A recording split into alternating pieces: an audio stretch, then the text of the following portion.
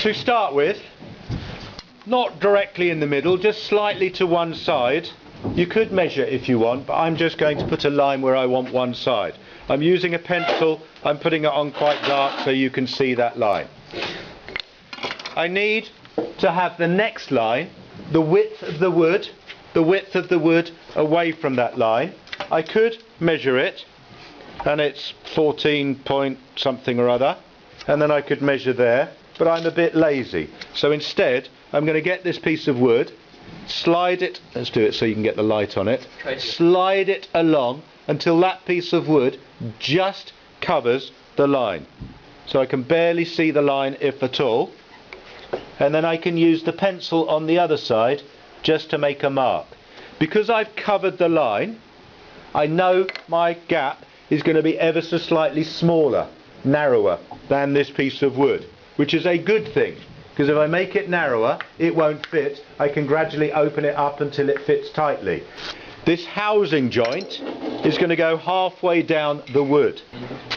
I need these lines to go down the edge of the wood so I can see where I'm cutting, and I'm using the tri-square of the top of the wood. So you can see I've taken the lines down the side. I've used the tri-square so they're perpendicular to the edge. I now need the depth of the wood, so we could measure the thickness of the wood, divide it by 2, make a mark. The marking gauge has a handle, has a stock that can move up and down with a thumb screw at the side so you can tighten it. It has a little pin on the end, can't really see it on there, that will scratch a line in the wood. The idea of a marking gauge is you can set it up to a distance and use the point to scratch a line parallel to an edge. So this is held tight, that goes there. You can set it with the ruler, but that's a little bit fiddly.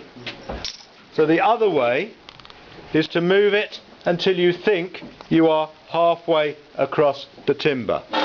And if I make a little dimble there, let's put a pencil mark in there, you can see the little pencil mark.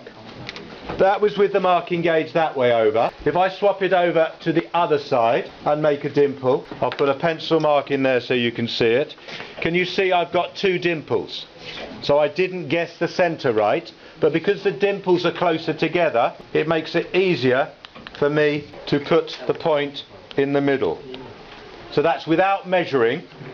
I've had a guess, I've got it wrong, I've then sent the point to the middle of those 2, and if I make a little dent and put a pencil mark in, you can see now where I've ended up with my mark in the middle of those 2. Okay?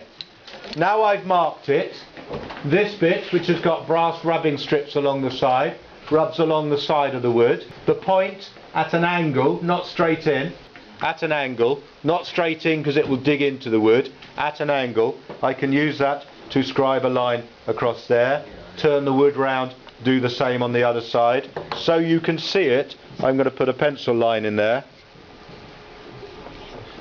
And I have now marked my parallel lines across the top. I've taken them over the sides and I've used the marking gauge to show the depth that I'm going to cut. Because I sometimes get flummoxed with these things, get sidetracked, I am shading the bit in the middle so I definitely know that is the waste material, that is the bit that I am going to cut away. Okay?